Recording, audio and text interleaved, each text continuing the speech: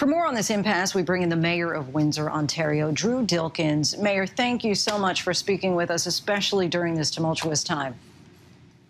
Yeah, no, my pleasure. You've said that you hope that this ends peacefully, but if the protesters refuse to leave, that you're prepared to physically remove them. What would physically remove them look like, and what to you is a worst-case scenario?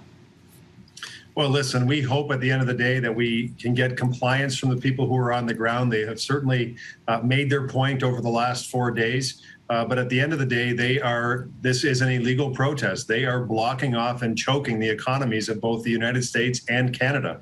This is the busiest border crossing between our two countries. $400 million a day crosses at this border. And so something has to happen, something has to give. And if we can't gain compliance, then we bring tow trucks in and many police services to help remove people who are illegally blocking the roadway leading to this crossing. At that point, once you start towing, once you bring the police in, is there an expectation on your part that this could get violent? Well, we hope not. We hope to gain compliance. The last thing we want to see happen is anybody get hurt. And at the end of the day, people, the hallmark of the democracies in which we live is that you can protest, you can share your opinion, and we celebrate that. And that's okay. What's not okay is to choke off the busiest border crossing between the United States and Canada and impact thousands and thousands of families across both countries who are at the whim of these protesters, yet they have no control over it. So someone has to speak for the countries and the economy and the families who are suffering as a result of the closures of auto plants and other manufacturers as well. And you were saying how somebody has to speak for those groups. Are you guys speaking at all right now with the protesters? Is there any kind of conversation, any dialogue to try to end this without the tow trucks and the police coming in?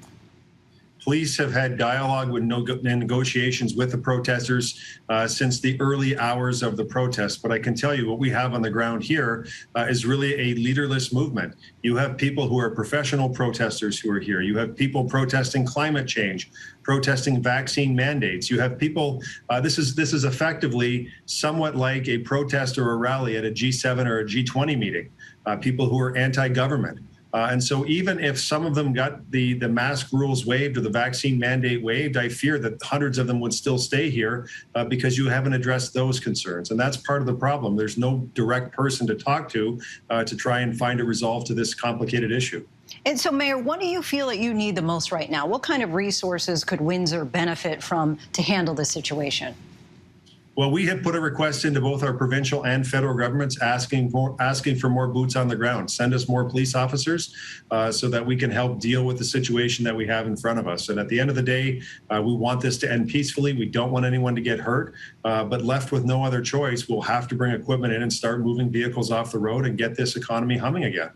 You talked about how you have these professional protesters who are already showing up. Are you concerned that this could become even more widespread, that other outside forces might join? Is there any indication at all that the protesters are packing up and going home, or does it seem like it's a larger crowd every day? Well, that is one of the important calculations here, is that if we move out 200 people that are protesting today, do we have 400 more who show up tomorrow? And so plans have to be made to deal with that scenario, and police are working on those plans as we speak. But it is a complicated situation. In this case, it's a leaderless movement, so you don't have a direct person that you're communicating with who can help find a resolve to this issue. And of course, in the news, one of the big stories today has been inflation, further exacerbating supply chain issues. What is your message to the protesters? If from our screen right here meant you had a bullhorn on the front line, a megaphone for everybody to listen, what would you want to say to them? Folks, we hear you. We've heard you. Your protest is well understood in terms of the message you're trying to convey about vaccine mandates and anything related to the pandemic. And we've all lived through this together. We're all frustrated by it, but we're so close to the end right now that, you know what, we can't afford to choke our economy when it's already been hurt so bad because of 2 years of this global pandemic. We have to work together, get the economy open, and together we'll get through this and be in a better place in just a few short months. Once again, Mayor Drew Dilkens, we thank you so much for your time. Really appreciate you coming on the show. My pleasure.